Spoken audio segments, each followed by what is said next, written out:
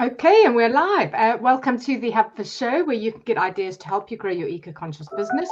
And today I am joined by Alexis Eyre of Green Eyre, talking about embedding UN Sustainable Development Goals, or SDGs, you might know them as, into your marketing to create a better impact. So welcome, Alexis. Great to have you on the show. Oh, thank you. Great to be here. Yeah, fantastic. So Alexis is a sustainability advisor and marketing consultant, and she helps to ensure companies' marketing is sustainable, both through what they do, but also how they say it and how they do it. So we're going to launch straight into the questions.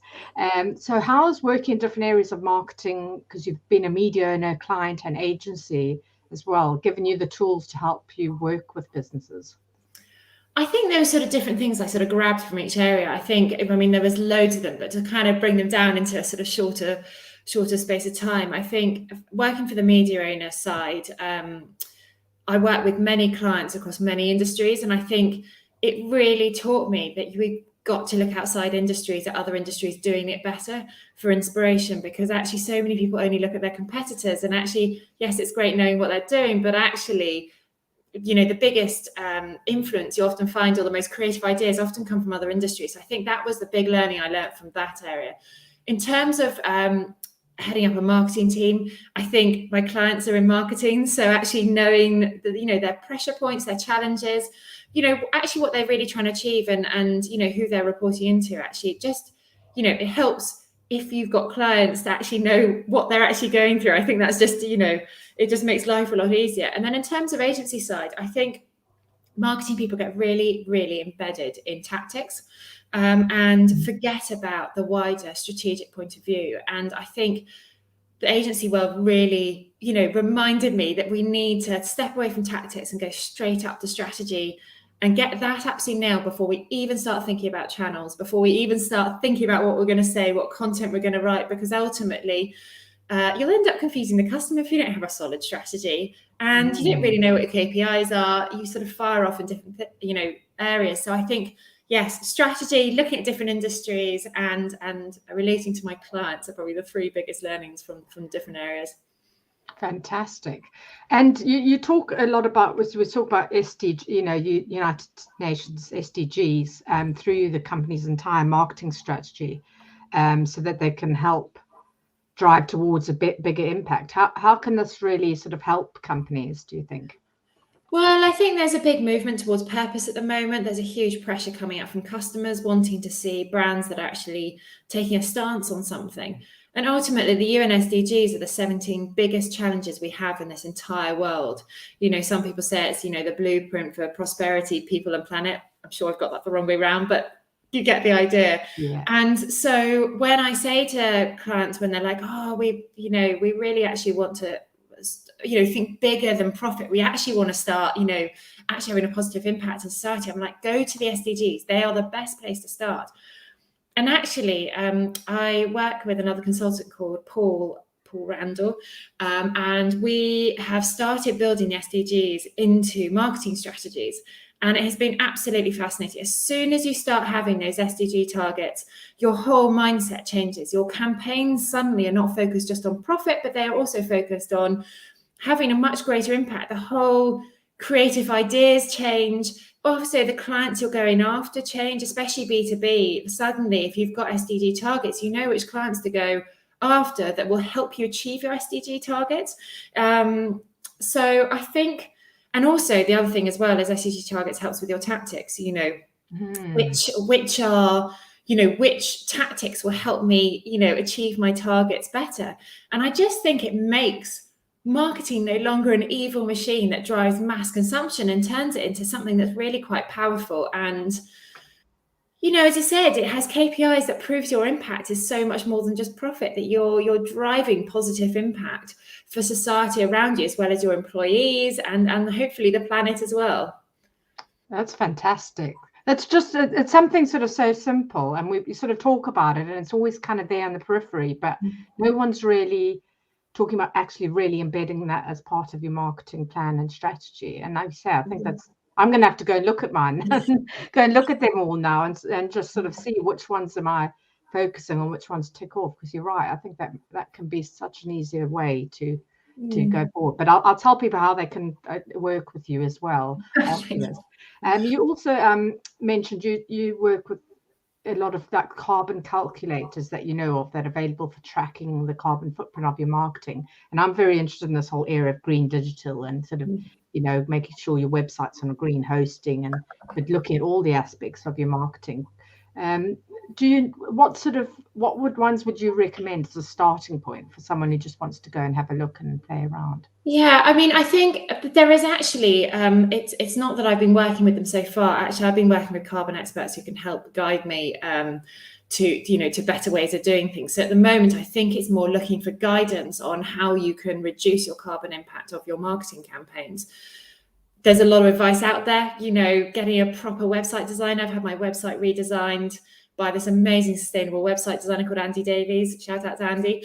And reduce my carbon footprint of my website by about 80%, which is just enormous. So that's going live soon. So I think there's things like that, you know, reducing, like deleting all the email contacts for people that never open your emails. I mean, that, you know, one email without any imagery to one person is about 10 grams of carbon. Now think how many emails go to how many people every single day, and you're starting to get an idea of the impact you're having in terms of the environmental aspect.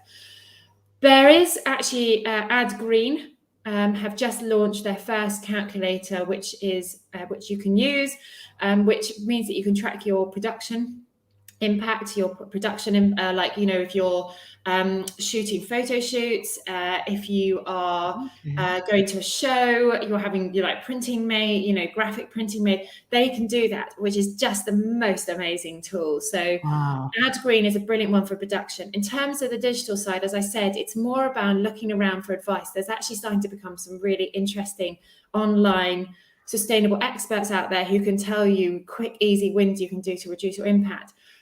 Dimpact is an initiative that has been led by Sky, Channel 4, I think. Oh God, there's a few others in there, but there's quite a few. Dentsu, just the big media agency umbrella brand, and they are looking into your digital footprint in terms of exactly what is your exact carbon footprint of an email, of, you know, an Instagram post, everything. So I think that is coming down the track. At the moment, it's not right here. But just keep watching out for it in the meantime. I would say just look up the experts in this area who can at least give you the top 10 things to look out for. But website design, email lists on the digital side are definitely two huge areas you can really watch out for. Fantastic, brilliant. I love that. And I do, it's sort of like they say something like thank you emails, you know, just people replying saying thank you because you've just got so used to being polite, just the impact that has alone. So there's lots to look out for. Oh, well, I'll have to get some of those links that you've mentioned as well afterwards, and I can share those with people. But finally, then I know you've got a couple of eco tips. So you've got a business one and a personal one. Can you share those with us? Okay, so starting with the business one, because we're in that sort of frame of mind. I definitely think if you've got a bigger marketing team, it is 100% going to be needed in the coming few years, is that you have someone on your team who has sustainability experience or expertise. It's just going to become, you need to have someone who has that sustainability hat that challenges you on everything and actually understands it. Not only will you probably, you know, not run the risk of being caught for greenwashing, because now with the big CMA regulations in the UK that have come through, you know, that's going to become a real problem for brands. And we don't want people to stop talking about sustainability. We just need to make sure that, you know, it's done in the right way. So I absolutely get sustainability marketing expertise, people who understand both sustainability and marketing, get them onto your team if you have. If you're smaller, just think, you know, is this the best I can do for the meantime? And there's just so much advice on the internet at the moment with, you know, what you could do, how you could do things slightly better. So it does take, you know, it takes a bit of education, reading a few books. Green Marketing from Johnny Grant is fantastic. So is Sustainable Marketing by Michelle Carville and Gemma Butler. They're really good books to start giving you an idea of what you should be considering to make your marketing more sustainable. In terms of a personal one, this really comes off my wonderful client EcoSki, the sustainable ski retail supplier. They have an absolute analogy that if you're going to buy something new, or you're suddenly thinking, God, I need to buy something new. First of all, if you've got something already, can you repair it first? repair is so much cheaper for a start, and the amount of stuff that can be repaired is just unbelievable. Like, it's, you know, don't go and throw away something just because the zip's broken. The second is, can you get it secondhand? So that's your next step. If you can't get it repaired, can you get it secondhand, pre-loved, as Eco-Ski call it? And finally, if you can't get pre-loved, then go for something new, but look for something that is, you know, a more sustainable brand, because there's always a more sustainable option out there. Just buy responsibly, because please do not go after something new from a brand that just causes more chaos to the very planet that we're living on. So those are my two different tips. Oh, brilliant. Those are such amazing tips. Well, we've come to the end of the show, but people can find you at greeneyre.com. That's EYRE, yes? Yeah, like Jane Eyre. Okay. And also, I know you I know you on LinkedIn as well, so I guess they can follow you, and you'll be sharing great stuff as well, content. So yes, I do. I try and share as much as possible, just to keep inspiring people to try and become more sustainable in their marketing. Okay, fantastic. Well, thank you so much for coming on the show. It's such a pleasure to have you. For those of you watching live or catching the replay, please keep your questions, comments coming. We'll keep an eye out on that, and we'll see you same time next week. Thank you so much. Thank you so much for having me. Bye.